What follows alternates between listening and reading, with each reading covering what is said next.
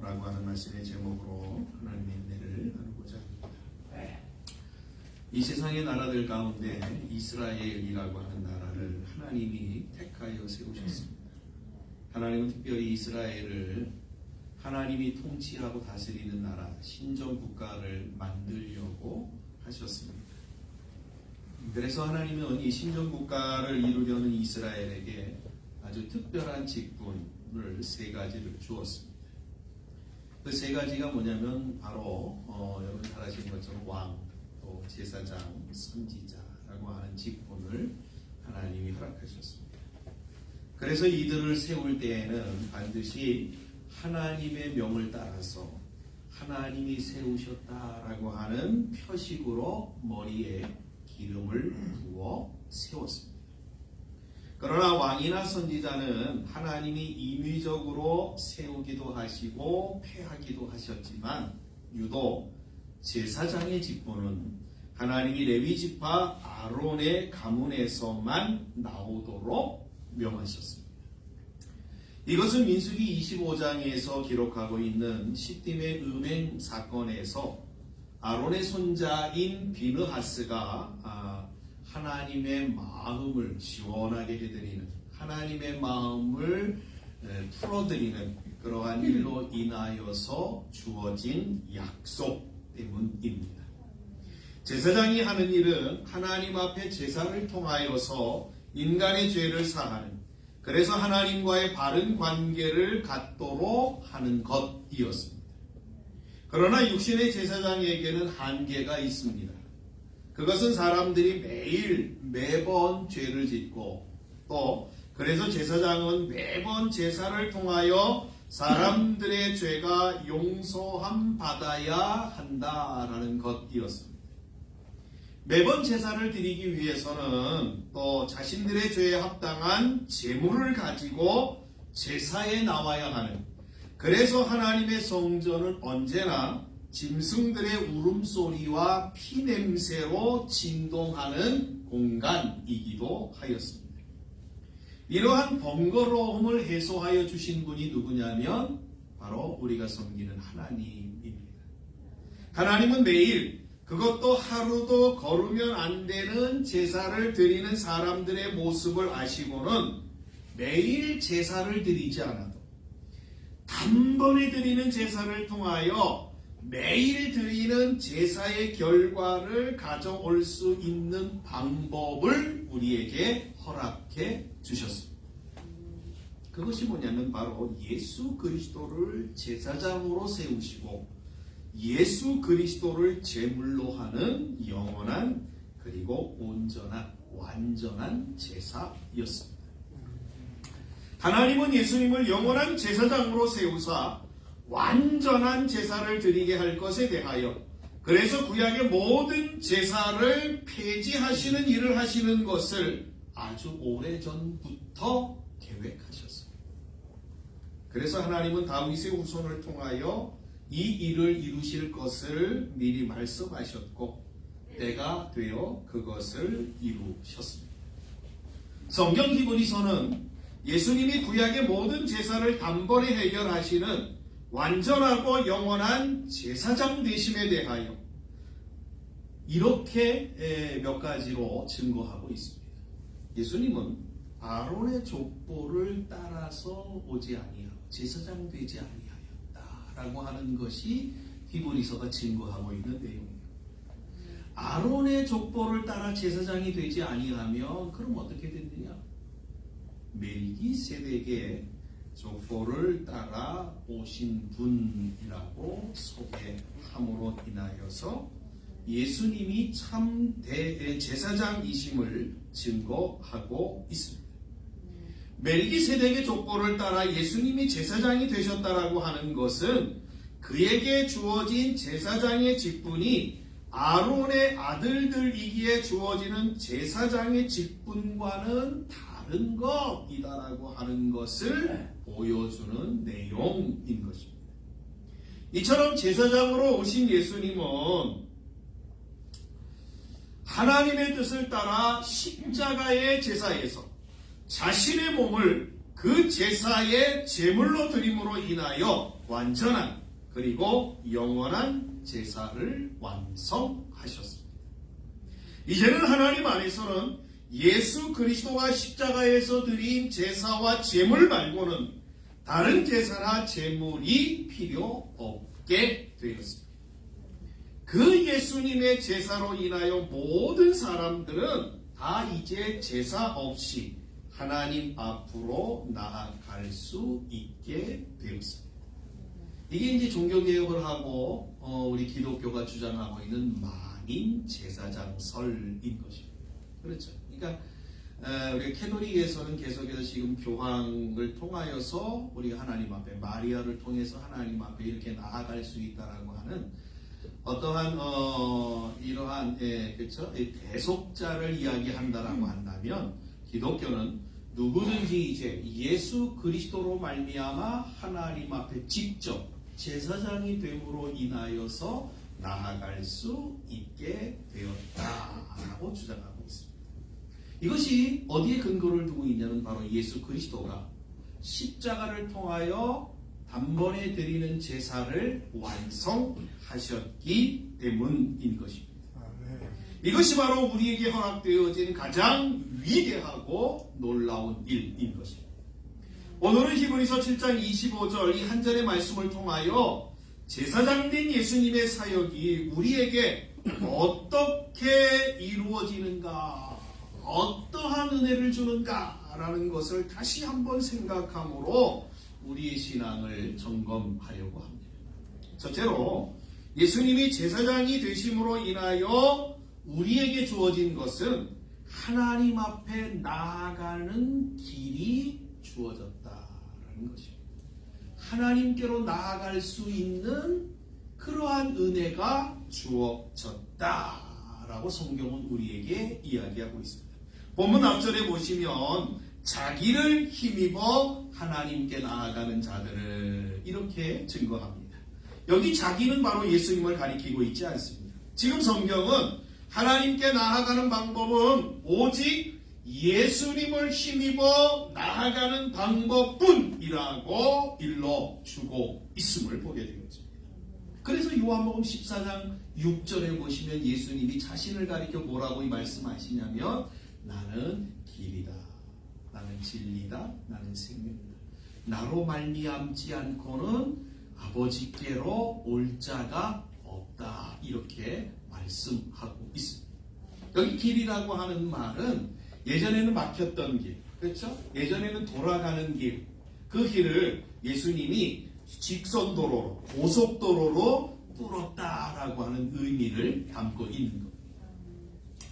또한 이 길은 유일한 길을 가리키는 말입니다.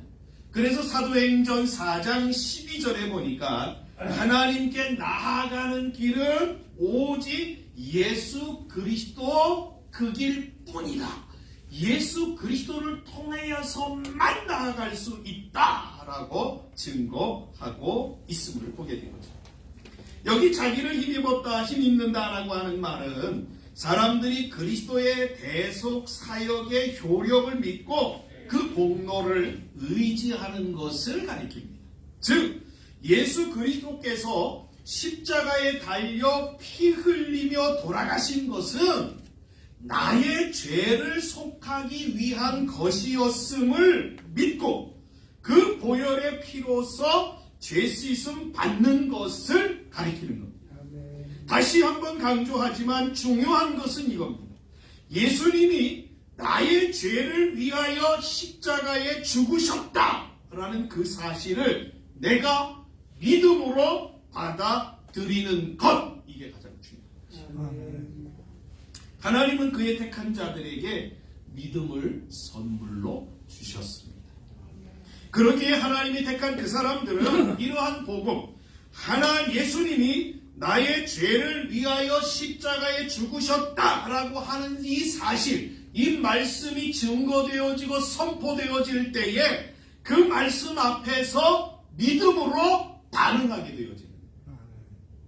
하나님이 믿음을 선물로 준 자들은 그 믿음이 말씀이 선포될 때 예수 그리스도가 나의 죄를 위하여 십자가에 죽으셨다라고 하는 그 사실이 증거될 때에 그 사실 앞에서 믿음으로 반응하게 되어진다라고 하는 것이 성경의 말씀인 것입니다.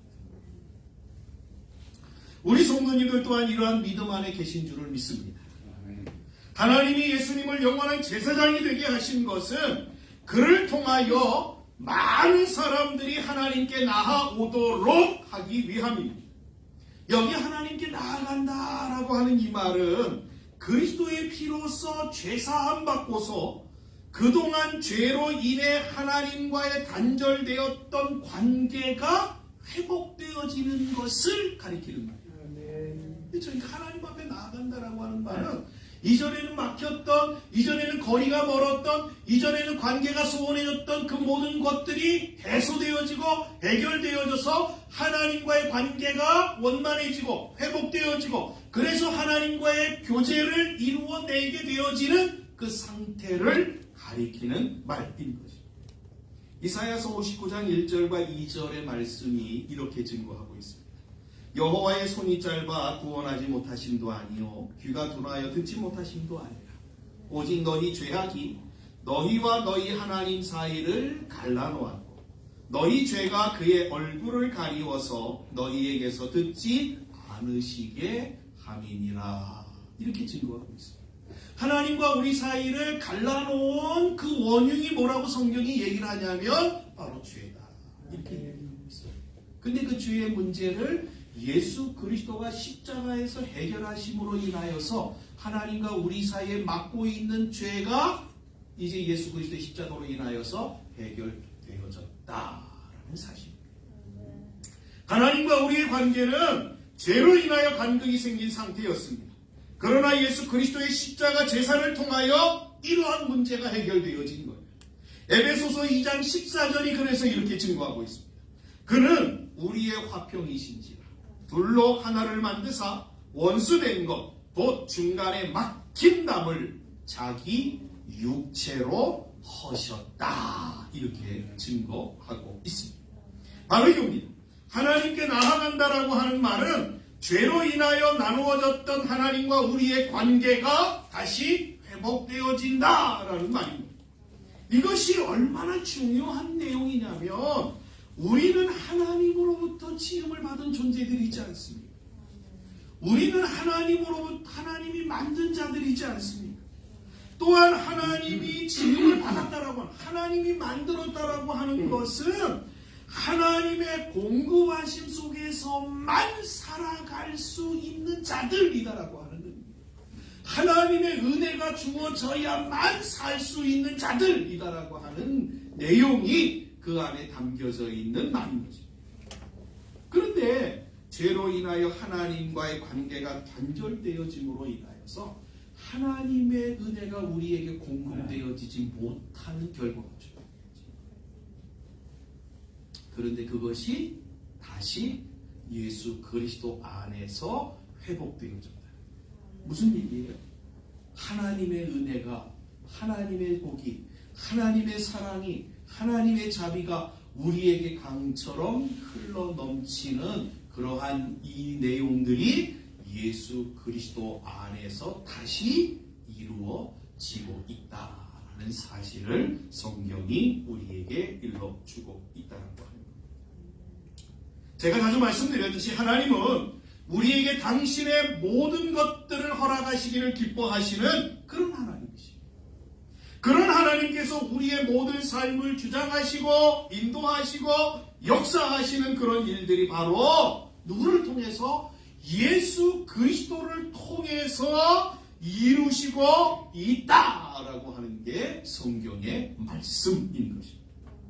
여러분, 이러한 일들, 하나님과 우리의 관계에 막혔던 죄의 문제를 해결하시고 하나님께서 우리에게 공급하시는 모든 놀라운 은혜와 축복들이 다시 재개되어질 수 있도록 역사하셨던 그 일을 이루신 예수 그리스도를 찬양하고 감사하는 일, 그것은 성도의 마땅한 바라고 말씀드릴 수 있을 것 같습니다.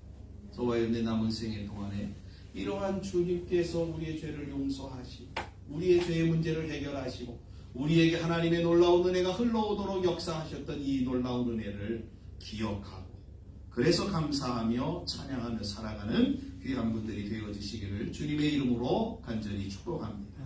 두 번째로는 예수님이 제사장이 되심으로 인하여 우리에게 주어진 것이 뭐냐면 성경은 바로 구원의 은혜가 주어졌다. 이렇게 증거하고 있음을 보게 되었죠. 본문에 보시면 자기를 힘입어 하나님께 나아가는 자들을 온전히 구원할 수 있으니 라고 증거하고 있습니다.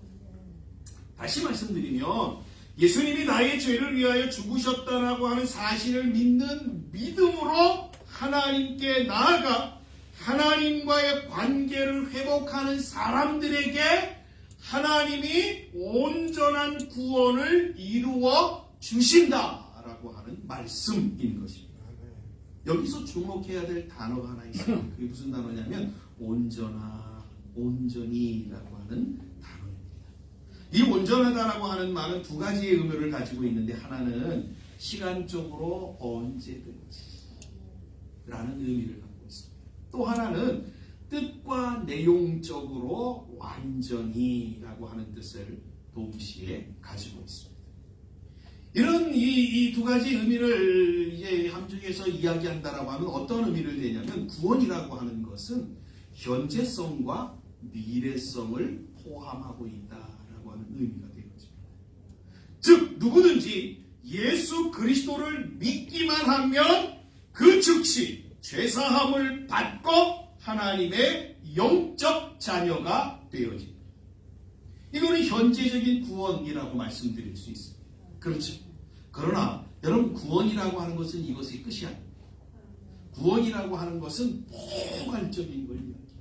그래서 신학적으로 얘기할 때 구원이라고 하는 것은 여러분 우리가 예수 그리스도를 믿고 죄사함을 받아서 영적인 자녀가 되는 것을 우리는 신학적인 뭐 중생 이렇게 얘기를 하잖아요.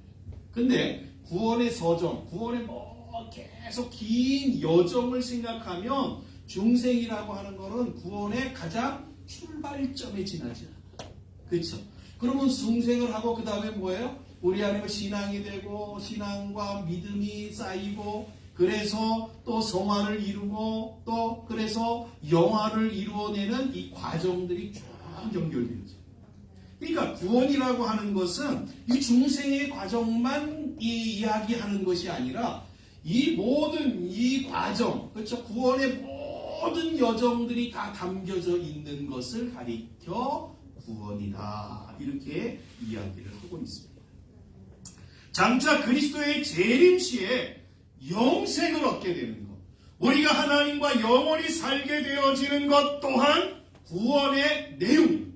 그래서 이걸 가리켜 뭐라고 얘기를 하냐면 미래적 구원이라고 그러니까 온전하다라고 하는 이 말 속에는 구원의 시작과 구원의 끝이 시간상으로 다 여기에 포함되어져 있다. 그렇죠? 네. 이처럼 하나님이 주시는 구원은 현재적이면서도 미래적인 것입니다. 또한 이 구원은 한번 받으면 영원한 효력을 갖고 있기에 완전한 구원이라고 부르기도 하는 것입니다. 이러한 구원이 바로 예수 그리스도를 통하여 우리에게 주어진 구원인 겁니다. 저와 여러분들이 이 사실을 기억하시고 우리가 구원받았다라고 하는 것은 여러분 이렇게 생각하시면 내가 예수 믿고 이제는 이제 천국 가게 되었다 이 정도로 끝나는 거예요. 여러분 여기에서 끝나면 이거는 정말 어떤 분은 이렇게 얘기를 하더라고요. 이거는 가난한 구원, 초라한 구원 이렇게 얘기해요. 이 구원으로 여러분들이 나는 이제 구원받았다. 구원파들이 그렇게 한다고. 그렇죠? 내가 이제 몇 년, 몇 월, 며칠 날 구원받았으니까 나는 이제 마음대로 살아도 돼. 아무렇게나 살아도 돼. 이건 구원파들이 하는 거예요. 우리는 그러시면 안 돼요. 구원받은 후부터 하나님이 나를 부르시고 택하시고 그래서 내가 믿음으로 예수 그리스도를 나의 주로 고백하여 죄 문제가 해결된 그 시간부터 구원은 뭐 하는 거예요? 끝난 게 아니라 시작되어지는 거예요. 시작되어지는 거예요. 아셨죠? 그래서 우리는 끝까지 영원한 구원, 하나님과 영원히 사는 그 영생의 구원을 얻기까지 우리는 계속해서 다름질하여야 된다라고 합니다. 여러분들이 그렇죠? 이러한 구원을 저와 여러분들이 하나님께서 우리에게 허락해 주셨다. 그러나 중요한 건 이거죠. 우리에게 주신 하나님의 구원은 절대로 폐하여지지 않아요. 하나님이 우리에게 정하신 구원은 반드시 이루시고야 마신다라고 하는 사실을 우리는 분명히 확신하여야 될 줄 믿습니다. 이 사실을 기억하시고 우리가 받은 구원에 대한, 그래서 우리는 이 구원에 대하여서 기뻐할 수 있고 감사할 수 있는 거예요.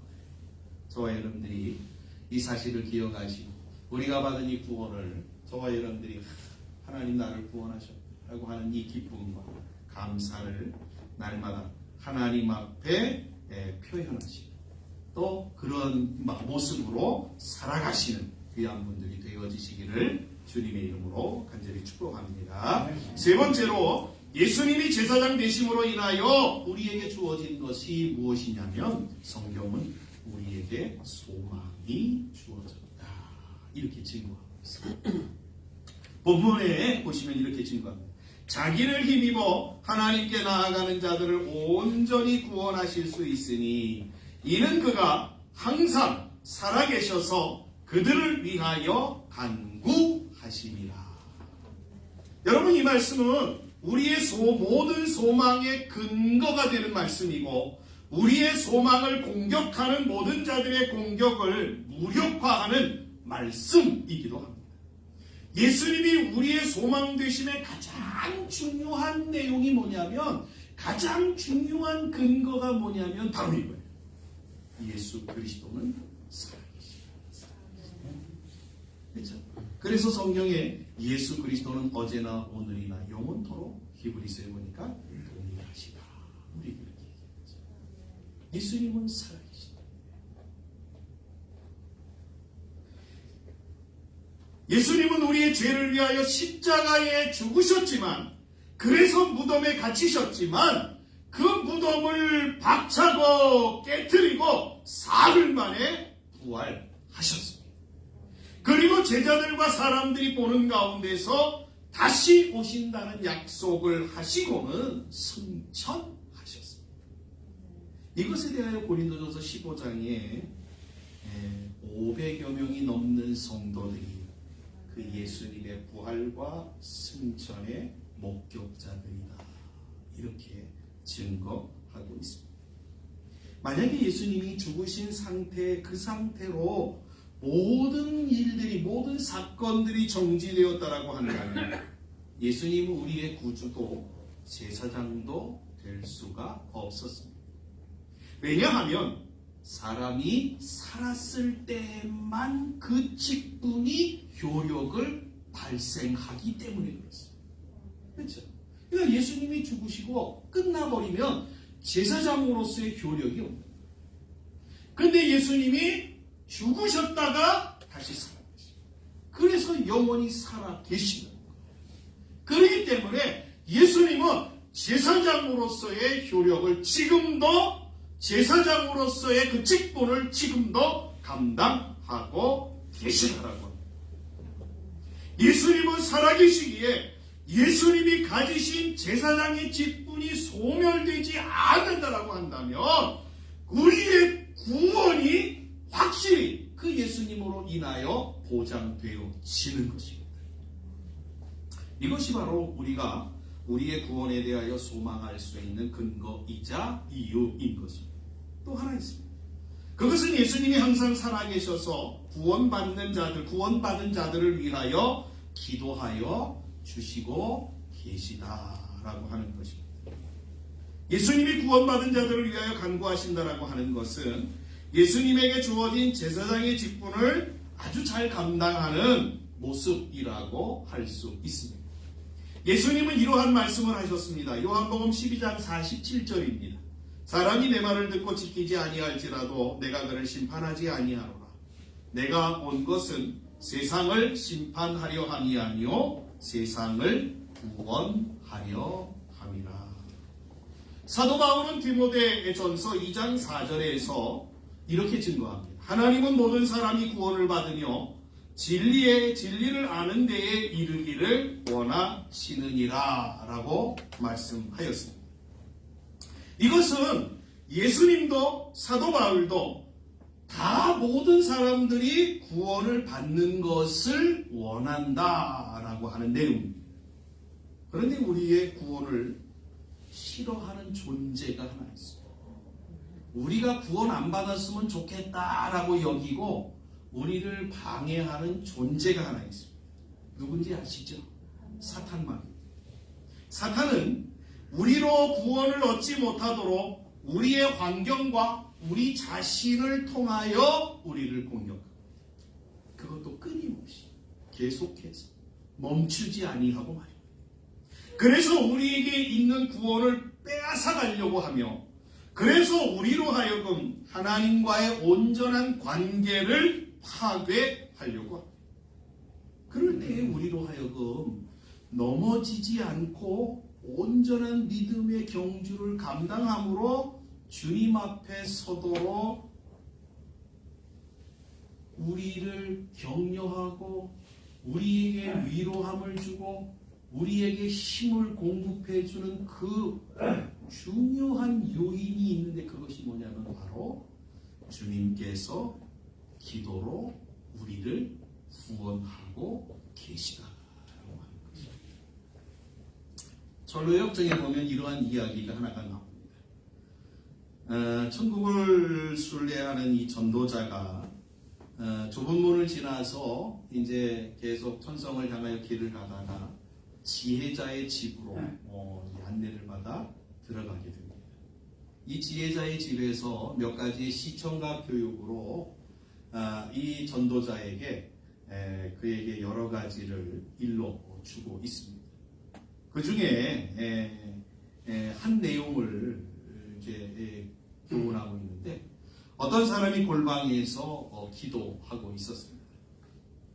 그 기도는 마치 향로에 담긴 불처럼 이 사람이 기도할 때 이렇게 불이 활활 잘 타오르고 있었습니다. 그런데 이것을 시기하던 이 사탄이 나타나서 그 기도의 불을 끄기 위하여서 물 호수를 가지고 뿌리고 있는 것입니다. 그런데 사탄이 계속해서 호수를 가지고 물 호수를 가지고 물을 뿌리는데도 불구하고 그 불이 꺼지지 않는 거예요. 향로의 불이 꺼지지 않는 거예요.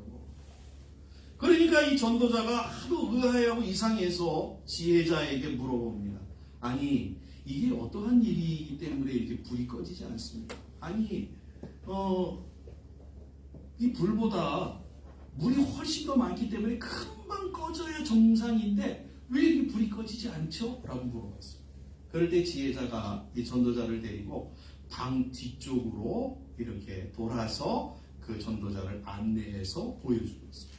그 뒤쪽으로 돌아갔더니 어떠한 광경이 펼쳐지고 있냐면, 예수님이 기름 호수를 가지고, 물 호수보다 더 큰 기름 호수를 가지고 계속해서 그 기도의 향로에다가 기름을 대주고 계십니다.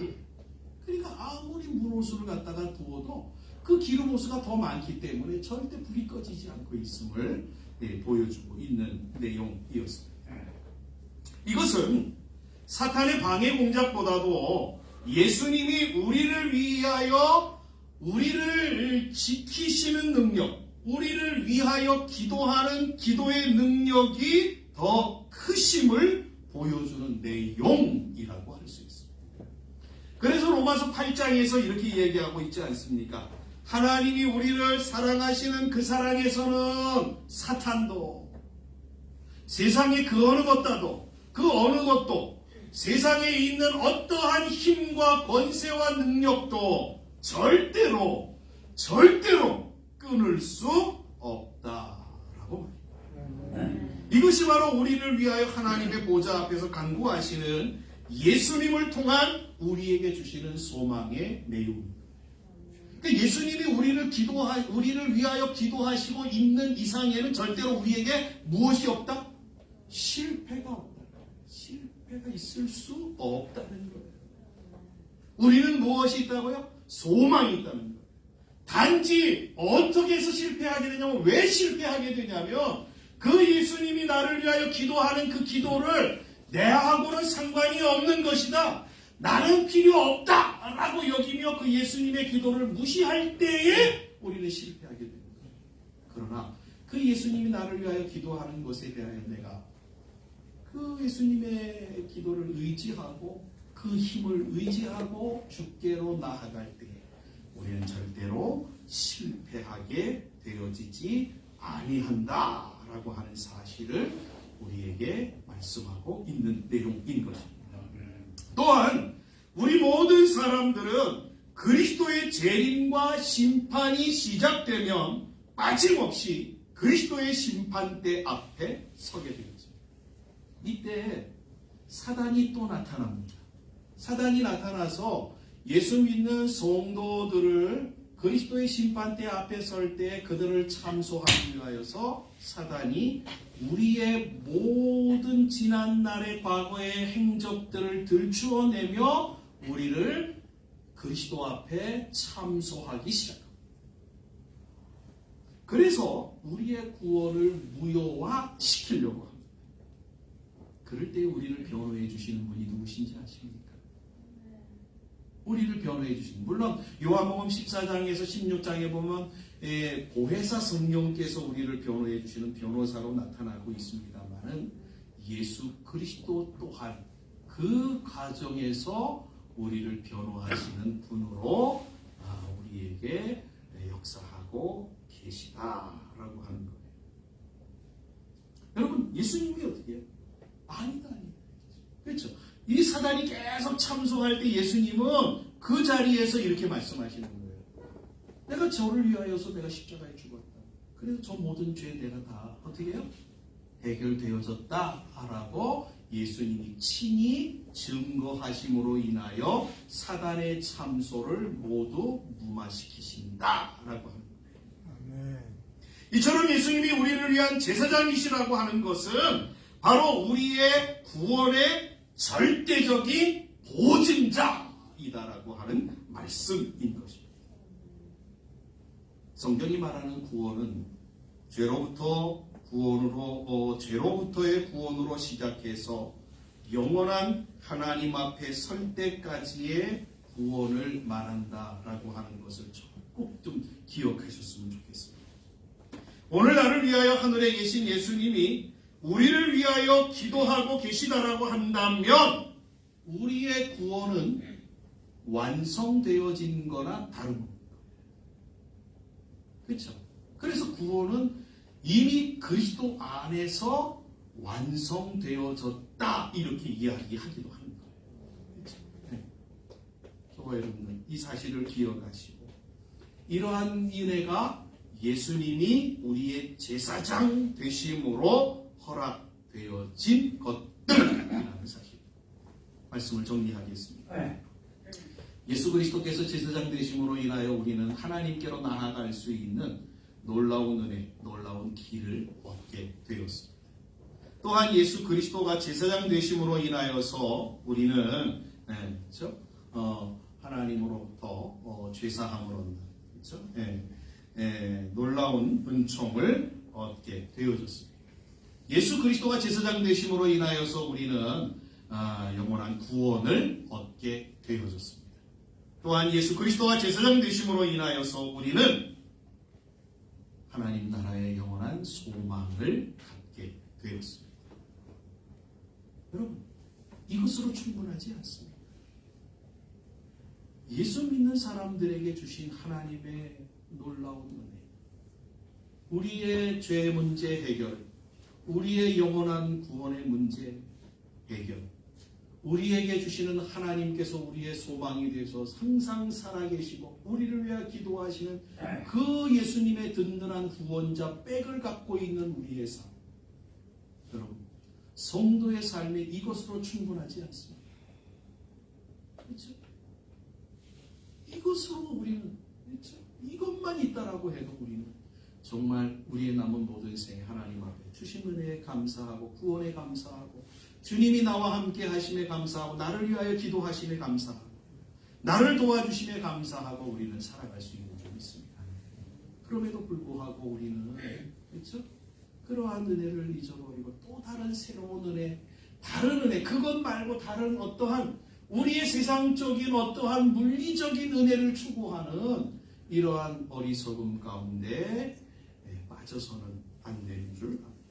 저와 여러분이 오늘 이 말씀을 기억하시고 우리는 우리의 구원에는 오직 예수님만 필요합니다 라는 이러한 고백으로 주 앞에 서야 될 줄 믿습니다. 그래서 예수님을 우리의 구주로 삼고 주어진 삶을 살아야 할 줄 믿습니다. 그럴 때에 우리의 제사장이신 예수님을 통한 구원과 소망이 저와 여러분들의 삶에 가득하게 되어질 것입니다. 그러한 은혜가 있기를 주님의 이름으로 간절히 축복합니다. 기도하겠습니다.